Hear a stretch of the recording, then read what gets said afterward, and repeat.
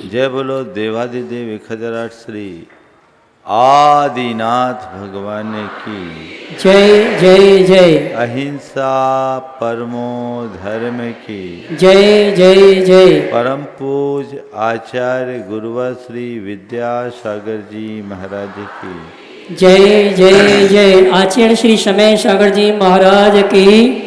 गुणैत पिता संका सुनान भावना एक प्रवर्तक जन जन की संत प्रखर वक्ता परम पूज मुनि श्री 108 प्रमाण सागर जी महाराज के। मुनि श्री संधान सागर जी महाराज के। नमोस्तु गुरुवर, नमोस्तु नमोस्तु। आज का दिन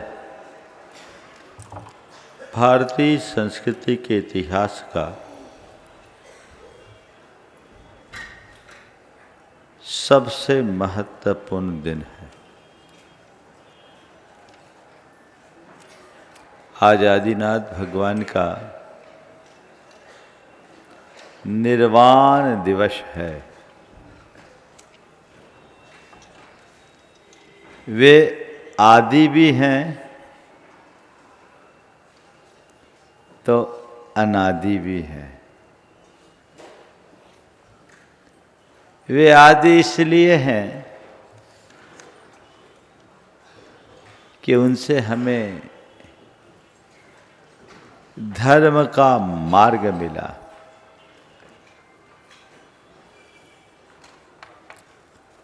और अनादि इसलिए हैं कि उन्होंने हमें उस तत्व का बोध कराया जो अनादि है, शाश्वत है, सत्य है, सनातन है। भगवान ऋषभदेव जिन्हें हम आदिनाथ के नाम से जानते हैं,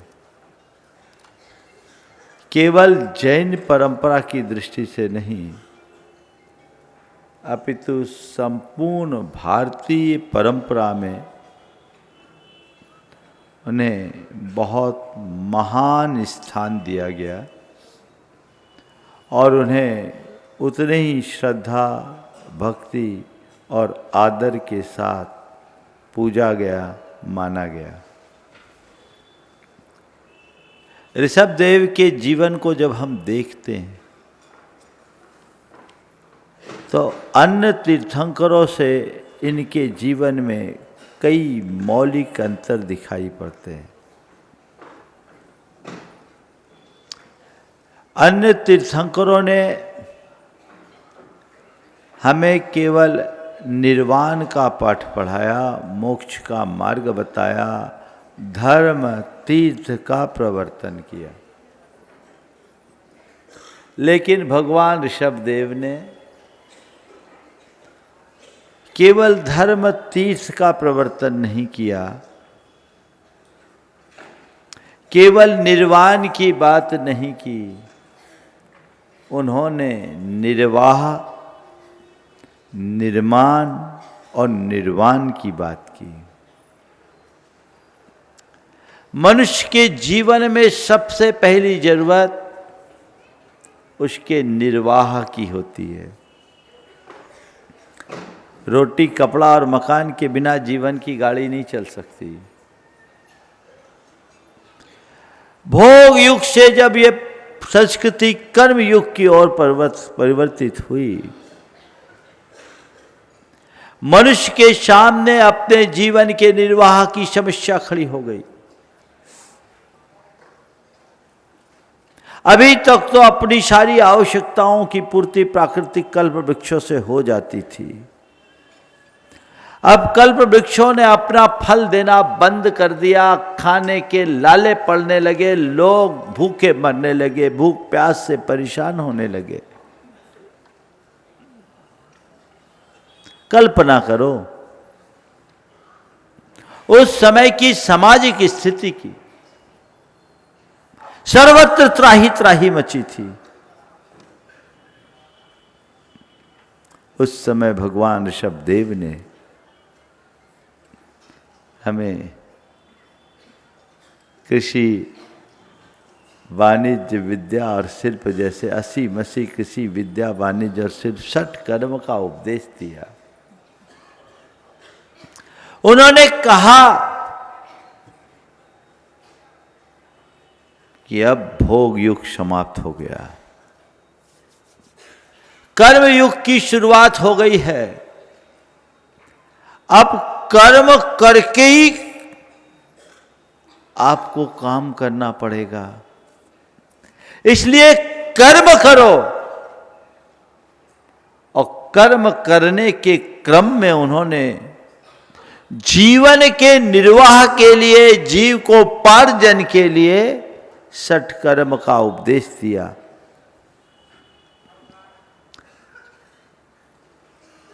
वे कृषि परंपरा के आद्य पुरस्कर्ता बने। उन्होंने हमें कृषि कर्म का उपदेश दिया। ये कहा, ये धरती है, इस धरती को इस तरीके से जोतो, इस पर कृषि करो, ये धरती तुम्हें अनंत गुना फल देगी, जो तुम्हारे जीवन के निर्वाह के लिए पर्याप्त होगी। उन्होंने वाणिज्य, विद्या और शिल्प सबसे हमें अवगत कराया। अगर दूसरे शब्दों में कहूं तो मैं ये कह सकता हूं, लोग व्यवस्था के संस्थापक बने। और इसलिए भगवान ऋषभदेव को कहा गया, प्रजापतिर यह प्रथमम जिजीवसु शशास कृष्या दिशु कर्म सुप्रजा। जिन्होंने पहले जिजीविषा से प्रेरित लोगों के जीवन के लिए, जीवन के निर्वाह के लिए कृषि आदि सत्कर्मों का उपदेश दिया, इसलिए वे प्रजापतिर कहलाए। और प्रबुद्ध तत्तः पुनरद्भुतोदयो ममत्व तो निर्विविदे विदाम्बर है। लेकिन जब उन्होंने भीतरी तत्व को जाना तो सारे सर्व ममत्वों से मुक्त होकर खुद मोक्ष के मार्ग में लगे और सबके लिए मोक्ष मार्ग का प्रवर्तन किया। अन्य तीर्थंकरों के जीवन में ये नहीं है। हमारे निर्वाह की व्यवस्था भगवान ऋषभदेव ने की, हमारे निर्माण की व्यवस्था भगवान ऋषभदेव ने की, और बाद में निर्वाण का पथ प्रशस्त किया। तीनों शब्दों को थोड़ा समझे। निर्वाह, जीवन का गुजारा। निर्माण, जीवन मूल्यों की प्रतिष्ठा। निर्वाण, जीवन के पूर्णता की उपलब्धि। जीवन का गुजारा बहुत बड़ी बात नहीं है। उन्होंने हमें निर्वाह की बात तो सिखाई। जीवन के लिए जो आवश्यक तत्व है उन सब को उपलब्ध किया, लेकिन उसके साथ एक बात और जोड़ी कि ये चीजें उपभोग के लिए नहीं है, आवश्यकता अनुरूप उपयोग के लिए है। अंधा उपभोग मनुष्य का पतन कराता है, आवश्यकता अनुरूप उपयोग उसका उत्थान कराता है। उन्होंने कहा केवल निर्वाह तक सीमित मत रहना। निर्वाह तो पशु पक्षी भी कर लेते हैं। जैसे हम खा पी कर अपना जीवन गुजारते, पशु भी गुजार लेते, हम और उनमें क्या अंतर है? निर्वाह पशुता की पहचान है और निर्माण मनुष्यता की प्रतिष्ठा। जहां केवल अपने हित की बात सोची जाए वो निर्वाह है,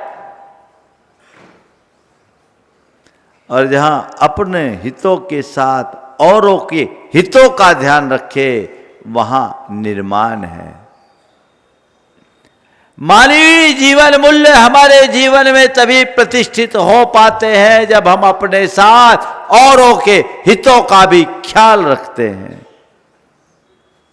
कदाचित हम औरों के हित को साध न सके तो कोई बात नहीं, पर कम से कम औरों के हितों में बाधक तो न बने।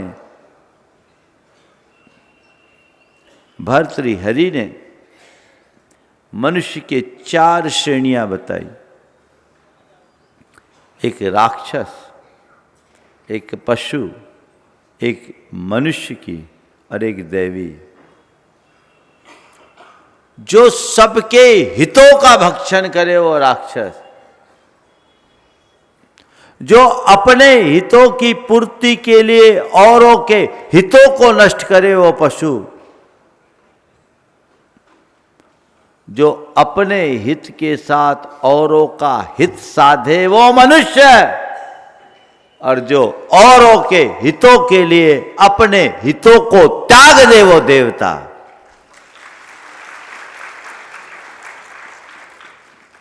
भगवान ऋषभदेव ने हमें सीमित उपभोग का उपदेश दिया, का उपयोग करो आवश्यकता के अनुरूप और अपने जीवन की गाड़ी को आगे बढ़ाओ। ये केवल निर्वाह नहीं, तुम्हारे जीवन के निर्माण की प्रक्रिया से तुम्हें जोड़ेगा।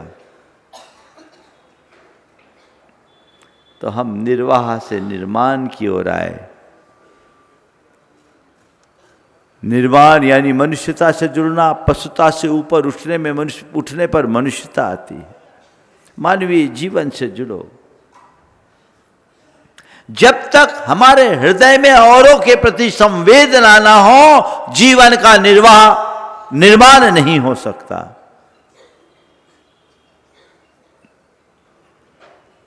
दो शब्द हैं, एक है समझ और एक है समाज। क्या है? समझ और समाज।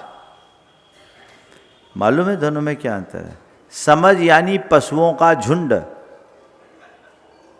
समझ यानी पशुओं का झुंड, और समाज यानी मानवों का समूह। एक मात्रा का अंतर है। समझ पशुओं का झुंड, समाज मानवों का समूह। समझ समाज में परिवर्तित होता है कब? जब उसमें मानवीय संवेदना की भावना जुड़ती है, वहां जीवन के निर्माण की प्रक्रिया शुरू होती है। दो शब्द हैं, भशन और भाषण। भशन और भाषण। भशन का मतलब क्या है? कुत्ते के भौंकने को भशन बोलते हैं। क्या है? कुत्ते के भौंकने को भशन कहते हैं और आदमी के बोलने को भाषण कहते हैं। आदमी भौंकता नहीं, कुत्ता भौंकता है। समझ गए? संवेदना जुड़ती है तो भाषण और संभाषण होता है, और संवेदना से शून्य होकर जब बात की जाती है तो कुत्तों की भांति भौंकने जैसा ही हाल होता है। हमें देखना है कि मेरी भूमिका क्या है। मैं निर्वाह की ओर हूं या निर्माण की ओर?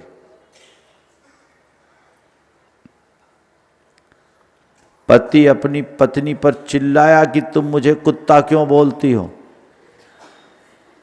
पति पत्नी पर चिल्लाया कि तुम मुझे कुत्ता क्यों बोलती हो, तो पत्नी ने कहा बहुत हो गया, भौंकना बंद कर दो। संवेदनाएं जब समाप्त होती है तो कुछ ऐसी दशा होती है। भगवान ऋषभदेव ने हमें यही नहीं रोका।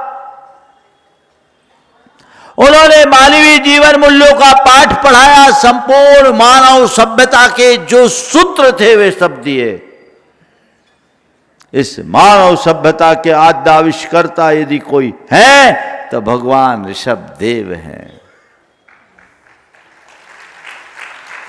और उसके बाद जब उन्होंने तत्व ज्ञान को प्राप्त किया, कैवल्य से उपलक्षित हुए, तो हम सबको मोक्ष मार्ग का उपदेश देकर हमारे निर्वाण का पथ प्रशस्त किया। आज उन्होंने खुद निर्वाण को प्राप्त किया। यही कारण है कि भगवान ऋषभदेव की जितनी प्रतिष्ठा है 24 तीर्थंकरों में उतनी किसी की नहीं, सर्वाधिक प्रतिष्ठा। आप सबको सुनकर आश्चर्य होगा। ये विशुद्धतया श्रमण परंपरा के संस्थापक, जैन परंपरा के संस्थापक होने के बावजूद वैदिक ऋषियों और मुनियों ने भगवान ऋषभदेव को अत्यंत सम्मान के साथ स्मरण किया। पुराणों में भगवान ऋषभदेव का स्मरण है, बौद्ध ग्रंथों में भगवान ऋषभदेव का उल्लेख है। डॉक्टर गोकुल प्रसाद जैन की एक कृति है ऋग्वेद में ऋषभ वाची ऋचाएं। आप ताज्जुब करोगे, उन्होंने लिखा अकेले ऋग्वेद की 141 ऋचाओं में भगवान ऋषभदेव का स्तुति परक उल्लेख है।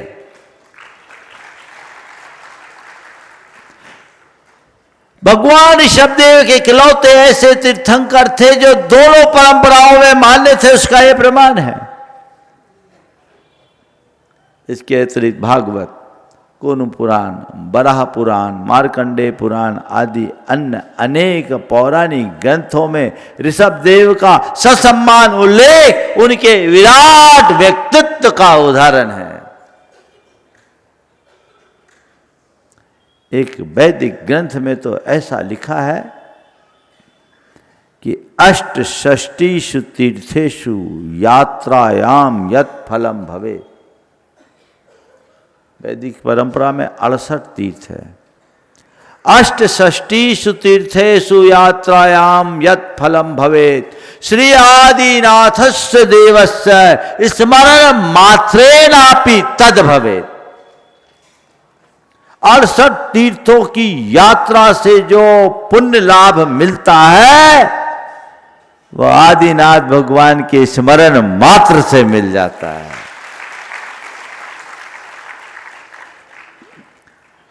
जो निर्वाह से निर्वाण तक का पथ प्रशस्त कर गए, आज उन आदिनाथ भगवान का निर्वाण महामहोत्सव हम सब मना रहे हैं। निर्वाण का अर्थ क्या है? बोलो। हाँ, निर्वाण का अर्थ मृत्यु नहीं, देहांत नहीं, देह भाव का अंत है। मृत्यु नहीं, मृत्युंजयी बनने की उपलब्धि। निर्वाण का अर्थ होता है निर्गतः वानः यस्मिन् स निर्वाण। वान क्या है? मन की वासना और विकार। उनको उन्होंने आज की तिथि में पूरी तरह नष्ट कर दिया। वो शुद्ध बुद्ध चेतन परमात्मा हो गए। अपनी चेतना की परिपूर्णता को उपलब्ध कर लेना ही निर्वाण है। आज आदिनाथ भगवान के संदर्भ में 4 बातें मैं 4 शब्दों के माध्यम से कहूंगा। बोध, वैराग्य, संयम और सिद्धत्व। भगवान ऋषभदेव की जीवन यात्रा बोध से सिद्धत्व तक की यात्रा है, और यदि हम उनसे कुछ सीख पाए तो यह हमारे जीवन की एक बड़ी उपलब्धि होगी। बोध, बोध का मतलब जानकारी नहीं, इंफॉर्मेशन नहीं, सूचनाओं का संग्रह नहीं, ये तो बाहर है। बोध यानी विवेक की उपलब्धि। उन्होंने हमें जीवन के निर्वाह के लिए भी बोध दिया, निर्माण के लिए भी बोध दिया, और अंत में आत्मा के कल्याण के लिए निर्वाण के पथ का बोध दिया। उनके पास तो बोध था ना, था कि नहीं? और वो बोध ऐसा आत्मबोध कि सबके मध्य रहते हुए भी स्व में केंद्रित रहते थे।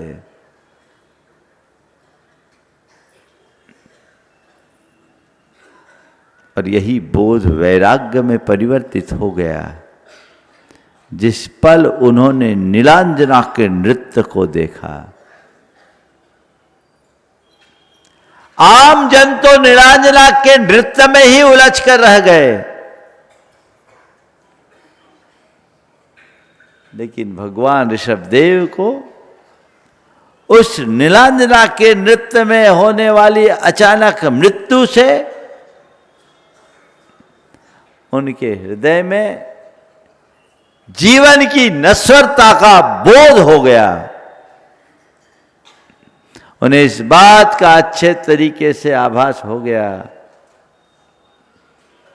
कि ये जीवन क्षण भंगुर है, इसका मोह कतई अच्छा नहीं, ये आसक्ति एक विकार है जो हमारी चेतना का कभी भी पतन करा सकती है। वे वैराग्य के मार्ग पर निकल गए, उनने सब कुछ छोड़ा, सागर तक फैली इस धरती को एक पल में छोड़ दिया चक्रवर्तियों जैसा, बल्कि उनसे बड़ा वैभव उनके पास था। राजपाट, वैभव, परिवार सब त्याग दिया, वैराग्य की ओर मुड़ गए। हमें अपने भीतर उतर कर देखना है। कहने को ज्ञान तो बहुत है, जितने बैठे सब पढ़े लिखे हैं कि नहीं है? बोलो बोलो, पढ़े लिखे हो ना, सब ज्ञानी हो ना। अब कैसे ज्ञानी वो आप ही जानो। तुम्हारे भीतर अंतर्बोध कब जगेगा ये देखो। भगवान ऋषभदेव के अंदर बोध था, वैराग्य जागने में एक पल लगा। नीलांजना के इस दृश्य को देखकर, नृत्य को देखते देखते उनकी चेतना अंदर से नाच उठी। वो वैराग्य के मार्ग में प्रस्थित हो गए। एक पल लगा, राजपाट, वैभव सबको तिलांजलि दे करके चले गए। तुमने कितनों की मौतें देखी है, कभी विचार किया? कितनों को शमशान पहुंचाए हो अपने ही कंधों पर। कैसा युग आ गया। पहले तो सुनते थे कि थोड़ा शमशानिया बैराग होता था, पहुंचाने जाते थे तो लोगों के मन में थोड़ा बैराग की झलक दिखती थी। अब तो हमने सुना है कि शमशान में भी मौज मस्ती होने लगी है। वो वैराग भी खत्म है। कहां बिना बोध के वैराग्य नहीं होता। भगवान ऋषभदेव ने जीवन की नश्वरता और आत्मा की अमरता का बोध किया। वे निकल गए कि नहीं, ये शरीर नश्वर है, ये संपत्ति क्षणभंगुर है, ये संबंधी भी 2 दिन के हैं। मुझे असली अगर आराधन करना है तो अपनी आत्मा का करना है। वे निकल गए। बोलो, मेरे भीतर वैराग्य का अंकुर कब जगेगा? मेरे भीतर वैराग्य का अंकुर कब जमेगा? आज के संदर्भ में मैं आप सबसे ये कहता हूं, वैराग्य का मतलब केवल ये नहीं कि आप सन्यासी बन करके निकल जाओ। वैराग्य का मैं दूसरे अर्थ में, ये वैराग्य को मैं दूसरे अर्थ में ऐसा कहता हूं कि वैराग्य होने का मतलब अपनी आसक्ति को मंद कर दो, अपने जीवन के दृष्टिकोण को बदल दो। भोग के लिए नहीं जीना है, त्याग के लिए जीना है, संग्रह के लिए नहीं, अनुग्रह के लिए जीना है। यह भी एक वैराग्य का ही लक्षण है। किसके लिए जी रहे हो? बोलो, भोग के लिए कि त्याग के लिए, संग्रह के लिए या अनुग्रह के लिए? तुम्हारा साध्य क्या है, लक्ष्य क्या है, ध्येय क्या है, उद्देश्य क्या है, यही तुम्हारे अभिप्राय को दर्शाएगा। वैसी दृष्टि अपने अंतर मन में जगाने की जरूरत है। तो ये वैराग्य मेरे जीवन का अंग बने। भेष का वैराग्य बहुत सरल है, अभिप्राय का वैराग्य बहुत कठिन है। वैरागी का भेष बना लाना बहुत बड़ी बात नहीं, मन का राग घटना ही असली बात है। जीवन का ध्येय बदल जाना चाहिए, दृष्टिकोण बदल जाना चाहिए। अभी तक मैंने जिनको अपने लिए उपादेय माना, अब वे मेरे लिए हे बन गए हैं। अब तक जिन्हें मैं सब कुछ मानता था, अब वो मेरे लिए तुच्छ है। ये वैराग्य के लक्षण है। बस इतना हो जाए तो सब कुछ रहते हुए भी तुम्हारा कुछ नहीं है। इस अभिप्राय में बदलाव, ये सब तुच्छ है, क्षणभंगुर है, नश्वर है, पर है, ये भाव बोध। और बोलो असलियत ये है कि नहीं, है कि नहीं? बोलो तुम्हारा क्या है? हाँ, थोड़ा जोर से बोलो, क्या है? कौन है? क्या है? कुछ नहीं। कौन है? कोई नहीं। फिर भी उसी में रमे हो। क्यों? क्योंकि अभी सही समझ नहीं। जब समझ आ जाए तो ये बात, ये नदी नाव का संयोग है, ये तो कुछ पल का मेला है। सब यात्री अपने अपने राह पर निकल रहे, एक दिन ये संयोग बदलेंगे, चीजें बदल जाएगी। सब परिवर्तन। दृष्टिकोण वैसा विकसित करना चाहिए। तो बोध से वैराग्य अंकुर हो, तब जीवन के लक्ष्य को आगे बढ़ा पाओगे। और फिर उन्होंने वैराग्य पे ही अपने आप को नहीं रोका, संयम के रास्ते को अंगीकार किया। संयम के कठिन मार्ग पर निकले, तप किया। 1000 वर्ष तक भगवान ऋषभदेव ने कठोर तप किया। कल्पना कर सकते हो? 6 महीने का उपवास लिया, 6 महीने से अधिक उनको आहार नहीं मिला। सोचो, जीवन के उत्कर्ष के लिए त्याग, तप, संयम का आलम्बन बहुत जरूरी है। तीर्थंकर जैसे परमात्मा को, जिनको सारी सुविधाएं सुलभ थी, उनको भी अपनी आत्मा की शुद्धता के लिए ये सब करना पड़ा। तो हम तुम कहां लगते हैं?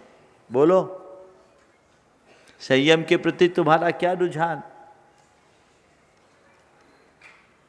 तप और त्याग के प्रति तुम्हारा क्या दृष्टिकोण? बोलो।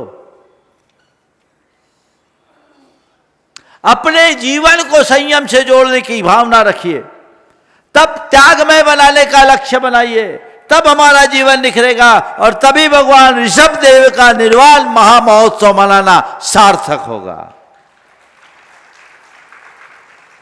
संयम अपनाइए।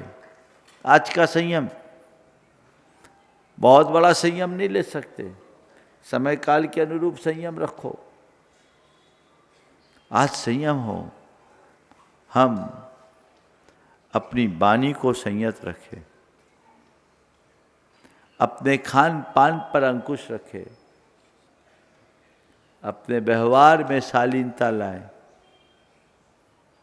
और आप डिजिटल चीज़ों के प्रति थोड़ा ध्यान रखें, आसक्ति को कम करें। ये सबसे ज़्यादा संयम है। वाणी पर कितना संयम है बोलो। कुछ भी बोलना, कभी भी बोलना और किसी से भी बोल देना और बोल करके बवाल खड़ा करना, सब भोग भी रहे हैं। संयम रखो। कुछ भी खाना, कभी भी खाना, कितना खाना, कोई ख्याल नहीं। भोजन पर संयम, व्यवहार में संयम, और सबसे ज्यादा जरूरी है आज के समय में डिजिटल संयम। मैं इसको संयम ही नहीं मानता, तप मानता हूं। कई लोग उपवास कर लेंगे लेकिन मोबाइल नहीं छोड़ेंगे। आज बहुतों का उपवास होगा। जितने लोगों ने उपवास लिया, आज अगर मोबाइल का त्याग कर दे तो उनके उपवास का अनंत गुना फल उनको मिलेगा। कितने एडिक्ट हो गए। इच्छाओं के निरोध का नाम तप है। उसका निग्रह करो, अपनी आसक्ति को मंद करो। तप करना है, कुछ पल मौन रहना शुरू करो, अपने साथ अपना संवाद करना सीखो। दिन भर हम कहां लगे रहते हैं, उसका परिणाम मन में चिंता, भय, तनाव और हताशा, अनावश्यक बोझ। भगवान ऋषभदेव के संदेशों को हम याद करें, जीवन आगे बढ़ेगा। भगवान ऋषभदेव ने जो संयम का पाठ पढ़ाया आज के संदर्भ में बहुत ज्यादा जरूरी। उतना ही उपभोग करो उस जिससे अपना काम हो जाए। उन्होंने जो अहिंसा और अपरिग्रह का मार्ग बताया उसे अपना करके चलो। आज विश्व में जितनी भी समस्याएं हैं उन सब समस्याओं का समाधान हम भगवान ऋषभदेव के संदेशों से प्राप्त कर सकते हैं यदि हमारे जीवन में संयम हो तो। आज जलवायु परिवर्तन एक बहुत बड़ी समस्या है, पर्यावरण की समस्या है। भगवान ऋषभदेव के द्वारा प्रतिपादित अहिंसा मूलक जीवन आदर्श को अपना ले, अपनी प्रवृत्तियों में संयम अपना ले, धरती का अनावश्यक अनपेक्षित दोहन ना करे, समस्या हल हो सकती कि नहीं हो सकती? ग्लोबल वार्मिंग को हम नियंत्रित कर सकते कि नहीं कर सकते? सबसे बड़ी जरूरत है मनुष्य अपने आप पर संयम लाए, अपरिग्रह को अपनाए, सीमित उपभोग की बात सीखे। आज तो दुनिया लड़ रही है, युद्ध के बादल सर्वत्र छा रहे हैं। काश हम भगवान ऋषभदेव और उनके उपदेशों को जन जन तक पहुंचाएं ताकि जीवन में एक बड़ा परिवर्तन आ सके। समय की आवश्यकता है।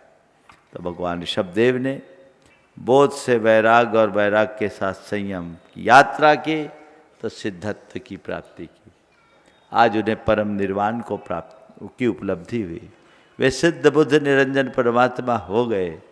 हम भी अपने जीवन में आज सिद्धत्व को भले प्राप्त न कर पाए, पर सिद्धि मिले या ना मिले, शुद्धि हो जाए तो भी हमारा जीवन धन्य हो जाएगा। अपने जीवन में शुद्धि लाएं, शुद्धि के मार्ग पर चले। तीर्थंकर परमात्मा के जीवन आदर्श को आत्मसात करके चलेंगे, हमारा जीवन निश्चित रूप से शुद्ध होगा। तो ऐसी शुद्धि और विशुद्धि को हम लेकर चले तो हमारा निर्वाण महामहोत्सव मनाना सार्थक होगा।